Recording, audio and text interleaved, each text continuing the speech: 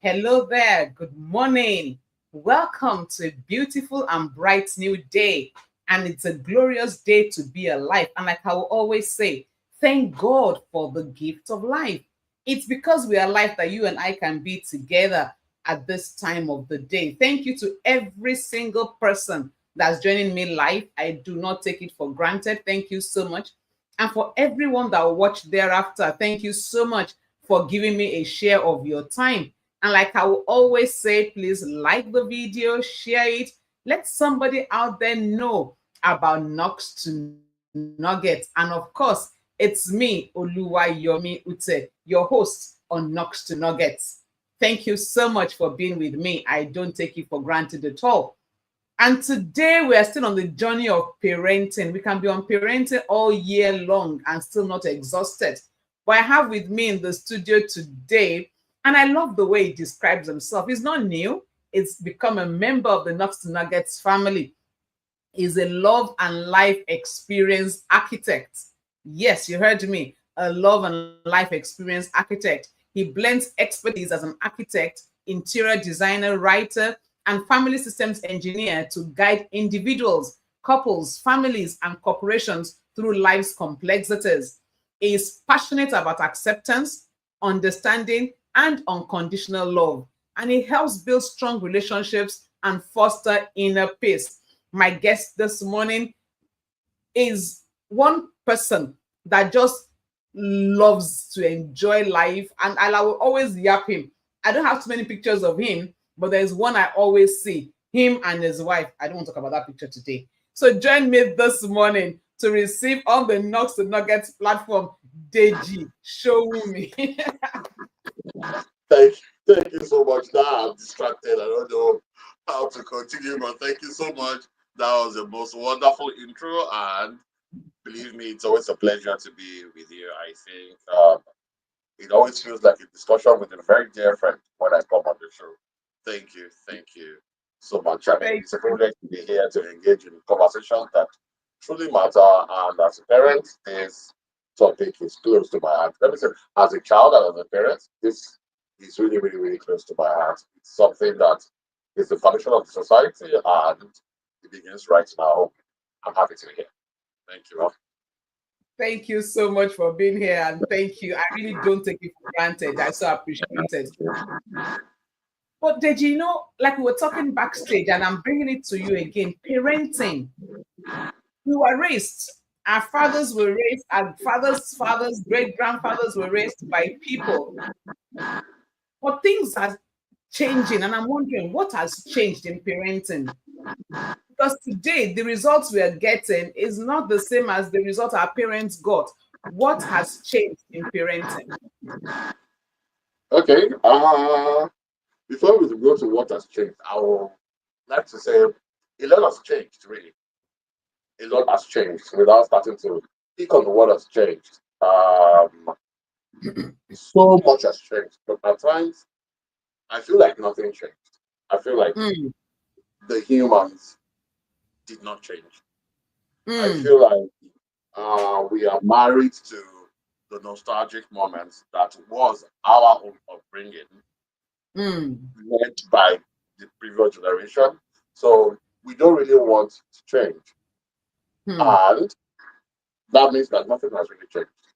If anything, it Wow. looks as if parenting as a thing in some parts of the world probably went backward as technology and other events overtook humanity in itself.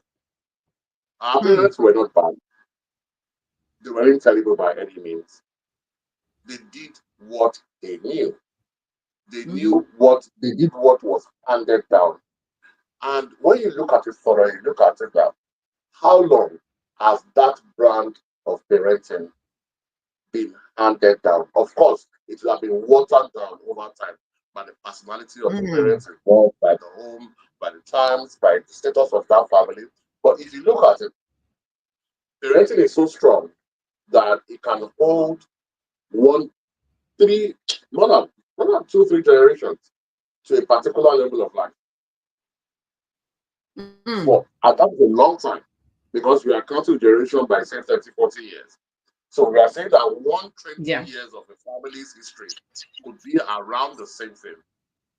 If Mm. my explanation is, there is a man who is a farmer and his wife is a trader, and they don't have the money to further their education. They don't know how to go ahead with things. So they teach their own children exactly what they know. And their own children go Mm. by saying, my father was a farmer. I am now a bicycle repairer, and my wife now does hair right in our small corner. They give that to their own children. So you can see what I'm trying to say, how Mm. it has affected Yeah. about 3 generations because Yeah. knowledge is not coming there. Knowledge is the Hmm. thing that I feel really affects parenting, and we don't even know how to still go about it or how to find it. We know how to do things, and we are stuck to that. If we can bring in an extra mindset into our parenting, that I have to adjust to the child, I have to adjust to the times, I have to adjust to the resources surrounding us, and I have to adjust to the vision that I've created for this child. Most don't even know what a vision for the family, the child, or the marriage is anyway. So if I can adjust to that, then that affects my outcome. So parenting has not really changed because people have stayed married to the ways of before. And it has also changed a lot because the child today is different and it seems to be giving parents a lot of problems. I'll pause it there for Yes. now. We'll explore Yes, the rest of Deji. the video.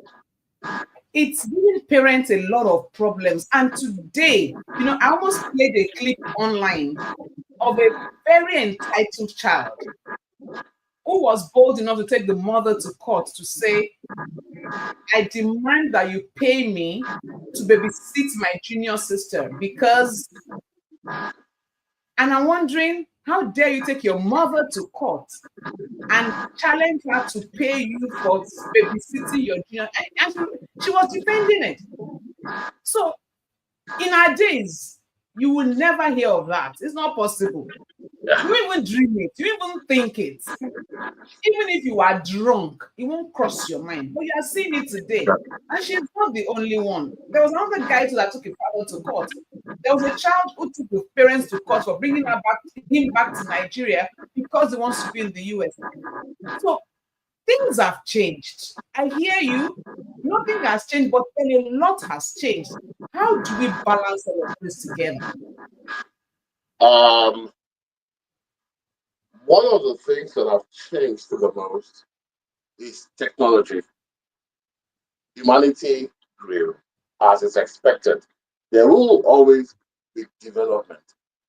And that is where the conundrum is, whereby a parent is able to understand that there is now development. So I have to keep up with the times. Yet, they still want to stay married to particular ideas that are old. What we have to know for a fact is that what applied probably 10 years ago isn't going to apply today. We have to investigate our problems today and look for how to find solutions for those problems. Now, Hmm. we have the issue of what has happened thousands of years ago, because that is how Mm-hmm. we got this parenting. That is the family system, a system of making sure that a particular outcome is what we get. So we Mm-hmm. have to be deliberate with that outcome. We Okay. have to make sure that that is what we are trying to achieve. So, first of all, we have to write out what we want. That is the most important thing. What is the Mm-hmm. vision for my parenting, for my child? Where do I want that child to be? What values do I want that child to have? Okay, I want that child to have the values that my parents gave to me. It is Yeah. different from having the parenting that your parents gave to you. It's two different things. Mm, mm, It mm. sounds alike because that's what parents are struggling to do. Uh, I want my child not to lie. I want my child to be assertive. So I go the old fashioned way. Authoritarian.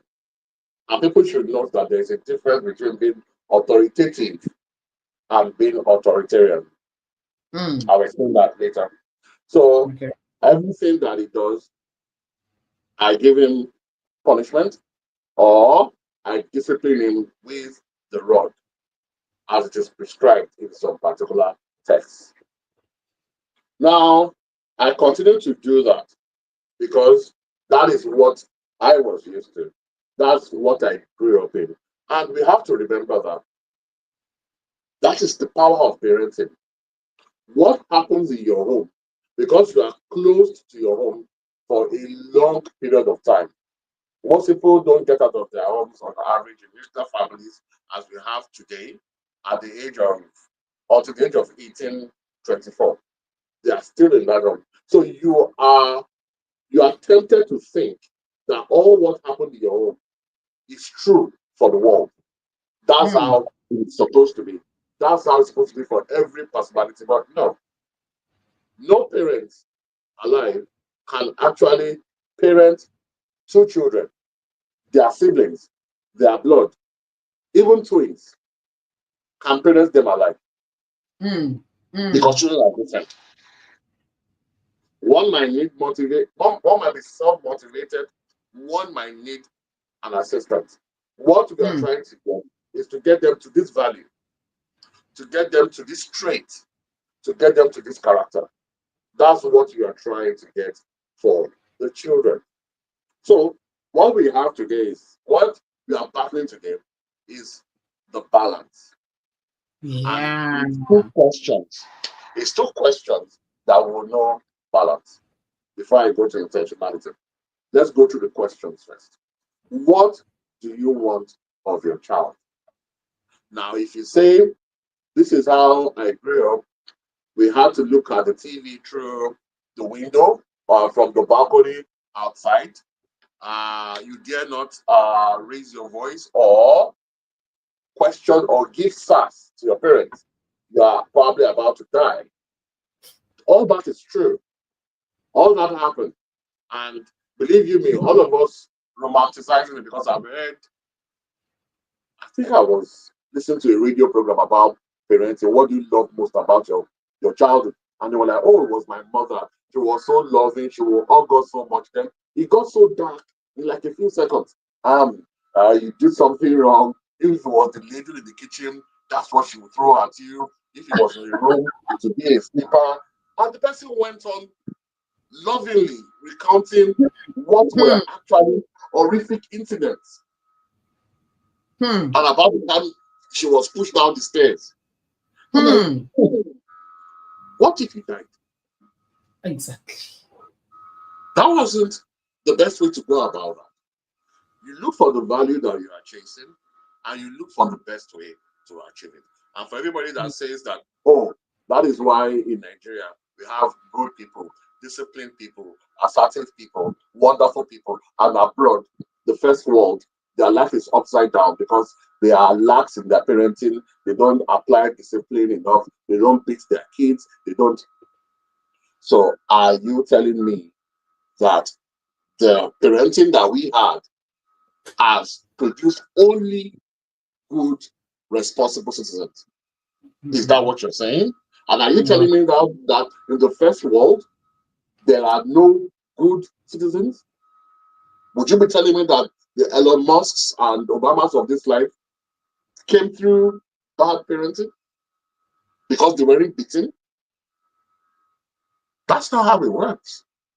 And for all of those, my generation, probably your generation, and those above that, who said, by almost killing us, they put us on the straight and narrow by driving fear into our hearts. For all those that say that, I will ask you a question now, and you have to be honest to yourself. All the time that was happening, did you not resent your parents? Hmm. You only did not say a word because you could literally die. That's what, or at least be maimed. That's why you didn't say a word. You resented your parents. Hmm. The difference between yesterday's parenting and today's parenting is that we, through these children's curriculum in school and through what we want for our children, we have taught them to be bold, to stand for themselves, to speak up. And speaking up at times can be against you, the parent.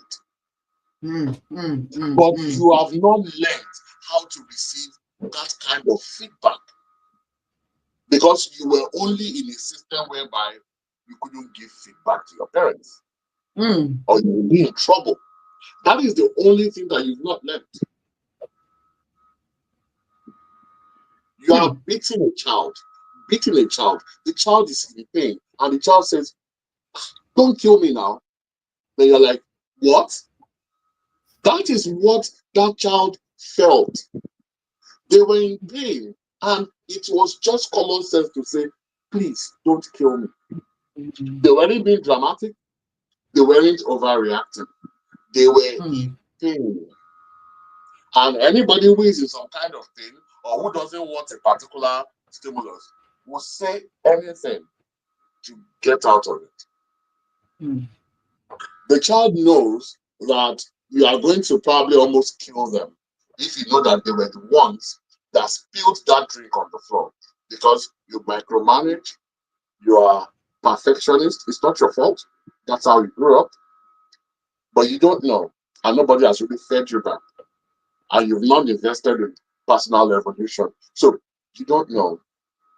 And the child looks at it that what do I do? What do I do? If I own up, I'm going to die anyway. So the child decides to lie. But because he's a child and it's not something, he's not a hardened criminal, he doesn't tell the lie perfectly. And you find that out. Yes, your child is lying. Your child is not a liar. Your child lied at that point. And if you want to look at it well, why did the child lie has to be important to you. But if you look at the other side of that particular feedback, maybe it was because of you that your child lied. Your home is supposed to be a field of experiments, a lot of failed experiments, but with you there to guide those experiments right. It's like when we were in SS3 trying to do the our O levels. There were a lot of mistakes in the laboratories. Some people's eyebrows got burnt off. But the teachers were there to make sure that we got it right by the time we sat our O levels. That is what the home should be. Please, if you are expecting a child that you have told for the first time when they were 9 years old to go into their room and fold their clothes, and you don't at least fold it with them for the next 1 month till they can try to perfect it, you might be doing the child wrong. You have done it for over 30 years. That is the first time in that child's life to fold clothes. He was not being disobedient. He was not being unruly. He was not being clumsy. He wasn't being untidy. It's just that probably the system that child met in your home did not enable them to be able to do that yet. So we have to look inward. That is why what we want of the child is very important, rather than how we get that particular result. People come today and they say, "Oh, when Nigerian students go abroad, when they go to the first world, they always ace their classes." And I smile. But at times, there are some problems that you can't just do anything about. In our education system, we have only two ways to show that you have learned what you learned, to study, to learn. Auditory, no, it's not auditory, reading and writing. Yeah. That is all. In Japan, in the first world today, they say it is stressful for students to be listening to lectures and be taking notes at the same time. So they have already prepared the notes for them. They get it on whatever software they have, and they can listen properly in the classroom. We still have to listen and write notes. Now, abroad, they have about 5 to 7 ways to study: video, kinesthetic, tactile, auditory, and so on and so forth. Some people they learn more when they just listen, audiobooks and so on. Some people they watch videos to listen. So a child that is that their preferred or their natural learning mode is auditory, video, kinesthetic, or tactile. If they're in our system, that child will be average. By default, the child will be average. You will beat that child. He's not passing like his brother. He's not doing well like his sister. He's not serious. He's just learning. He's dull. He's dullard. In Yoruba language, will go no to call the child a dunce. Make the child even believe that till the child gives up. Then we are still going to blame that child later on. Today, it's funny. If you are afraid of presentations, you are second guessing yourself, you feel you're not good enough, and so on. It did not start because you are lacking confidence or you are shy. You have probably learned that you were clumsy, you were not good enough, you were stupid, and so on from when you were young. Everything you did not do it well. You adjust that table mass there, it's not straight enough. Unfortunately for you, you had a micromanaging parent, you had a perfectionist parent.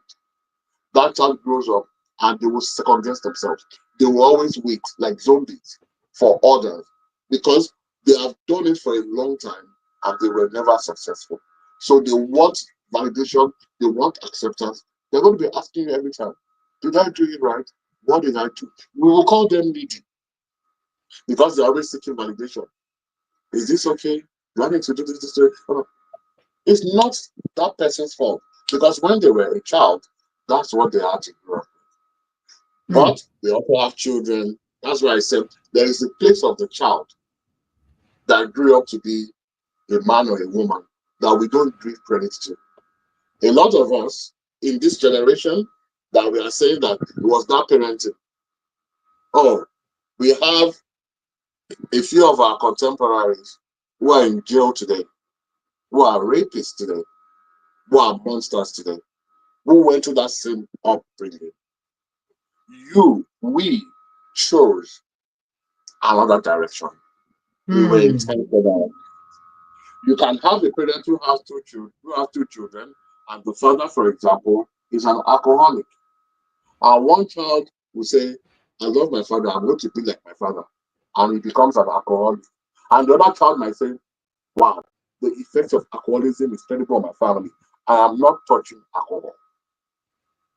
Same home, Same home. same blood, two different directions. So we have to also give value to the person, their experiences, the way they interpret things. So parenting is about the child, but also parenting is also being able to trust that child. The Mm. children, I'm not saying that it is 100%, but the children that are given attention and that are well, they live in well structured homes, they tend to do better than Mm. other children. It's a Mm. fact.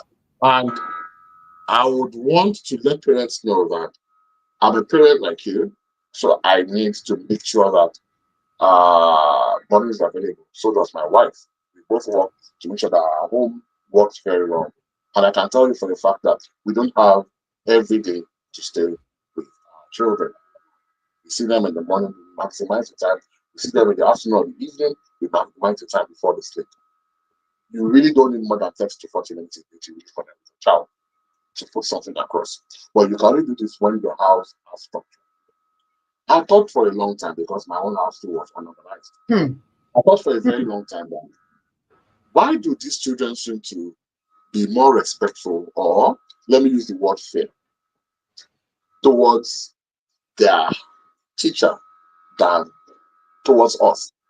Mm-hmm. Before the teacher says this, they are settled, Yeah. extremely well behaved in school and all of that. But at home, I don't know whether it's the love angle and so on. They just seem to bother us a little bit more. We don't listen quick. Even with homework, my daughter will say, no, We have to do it the way the teacher taught them. I'm like, it's good to know other ways as well.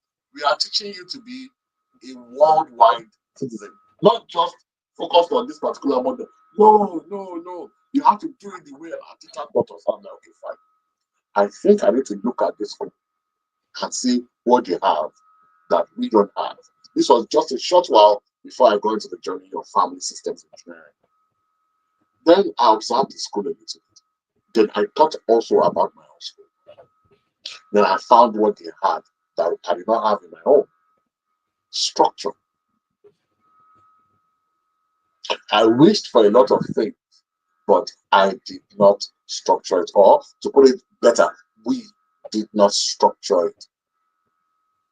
So I found out that particular loophole that will allow me avoid that particular kind of discipline that my parents applied. Because these children are different, and from an empathy standpoint, I couldn't just bring myself to be beating my children. I didn't see it. So what I now saw was that the school had a code of conduct for all offenses before they are even committed. You knew the consequences. That is what governed the school. The school was on auto. They didn't need to chase everybody. There was a time to go into your math period. There was a time for it to end. There was a time for break. There was a time to play. There was a time for sports. If you walk on the lawn, there was consequences. You will cut a bush farm area for like half a plot. You will be expelled if you do particular things. You will be suspended if you do particular things. In the old school days, the amount of strokes of the pay you will receive for particular offenses were already known. Today, I will come home after a very terrible day at work. My child will be jumping up on the chair, and I will go to him and be very stern and tell him to stop that right now. Tomorrow, he does the same thing. I go down and I smack him, give him the bad eye, tell him to kneel down for 15 minutes, close his eyes, and stretch his hands. Then the contract came through on Thursday. Thursday was good. I got a promotion, the contract came in, money flowed in. He was jumping on the chair. I went to him and jumped with him this time around. And it was still good on Saturday. When he was jumping, I went there, was passing by on the way to the kitchen, saw him jumping on the chair and hugged him. Only for the child to look at me and be like, Which one are you saying? dude, dude, which one is it? I have confused my child. No structure for me. If I don't have structure in my life, how can I pass it to my child? How can it Hmm. remain home? Wow. Structure trumps discipline every single day because structure includes planning. Whatever you plan for always goes ahead without a hitch. Hmm. That was the loophole. Wow. That was the secret I found. It was that simple. And Hmm. children that you have time for and you can mix it with structure, they don't want to disappoint you.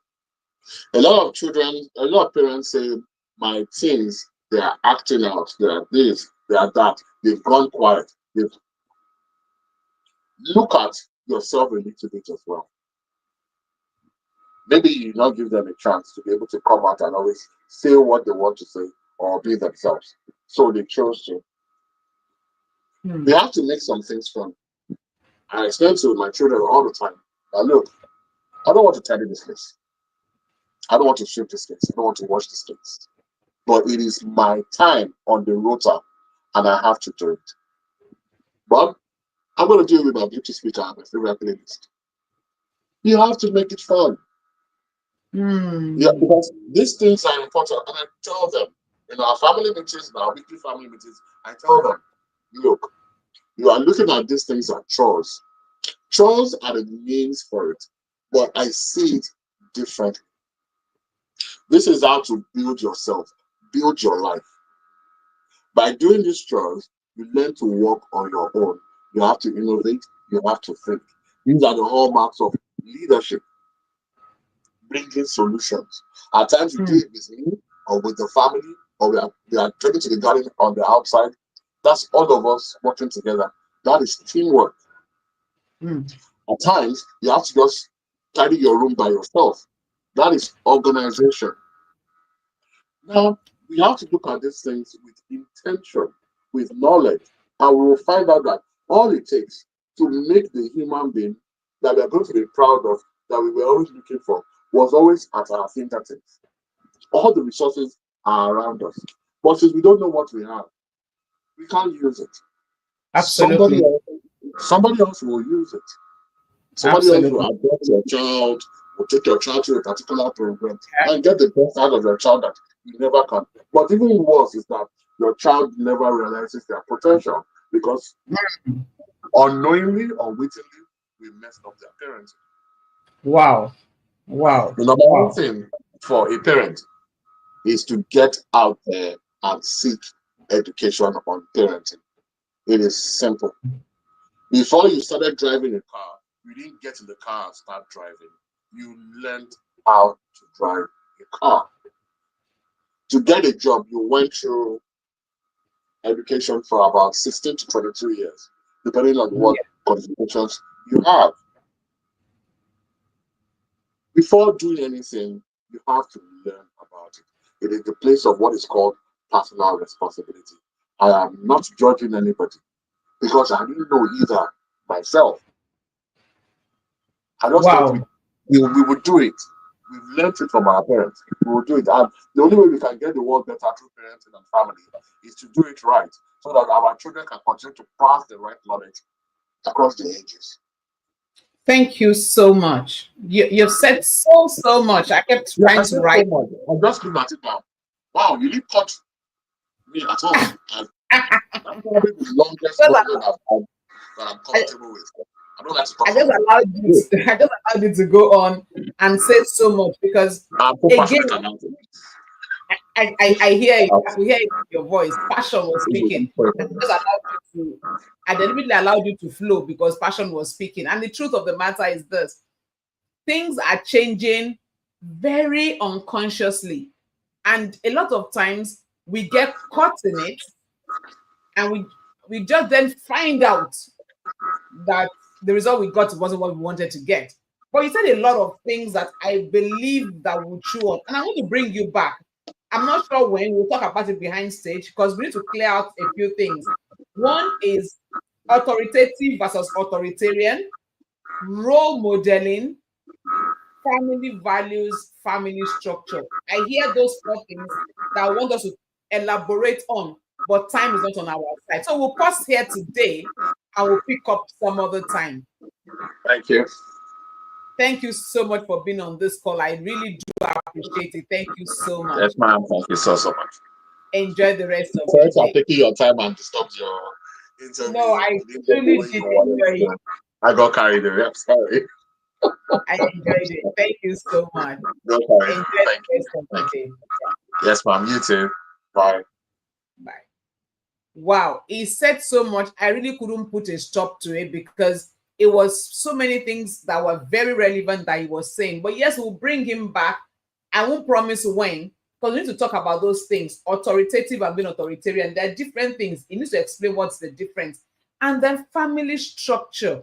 When he said that the difference between us and the school is in structure, it made all the sense. So a child jumps on the chair today, you spank that child. He jumps on the chair tomorrow because you're in a good mood, you hug the child. He jumps on the chair the next day because you are in a fantastic mood, you do high five. Which one are you saying?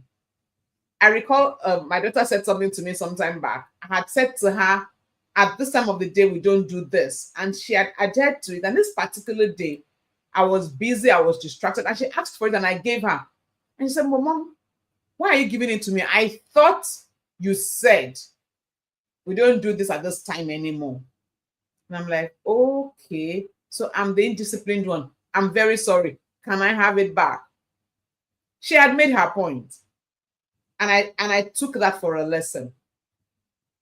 If you have structure, if you have systems in place that guide your actions, will parent better. So we'll talk about all of this in another edition. I'm not promising when, but we'll have to come back and look at it because we need to actually close it right. And you know, if you notice, I've been looking at my side, my phone is by me, and interestingly, it kept bringing out a particular picture again and again. I was distracting me. Tomorrow is our 30th wedding anniversary, and my phone just kept bringing my husband's pictures in various ways and various shades are different. I'm like, guy, I'm online, I'm in the studio. Why are you using these pictures to harass me? And so a shout out to my husband, wherever you are. I believe God. Now, not a promise. I'm hoping I can bring him on stage next week, wherever he is, log in online, wherever you are. And let's talk about building a home. This 30 years, how has it been? 30 fantastic years. Have there been ups and downs? Yes, there have been. But have we pulled through? Yes, we have. And am I excited? Oh, so excited. So when people say marriage is a scam, I'm like, no, you don't get it. Come to my home and enjoy what marriage is. So I hope to have him in the studio next week, Monday. I talk about building to last a godly home. I pray I can get him in. So pray along with me that we can have that conversation together. So it's been a wonderful time. Deji Sowunmi have done a fantastic work today on evolution of parenting, adapting to the times. Trust me, we all must learn to adapt.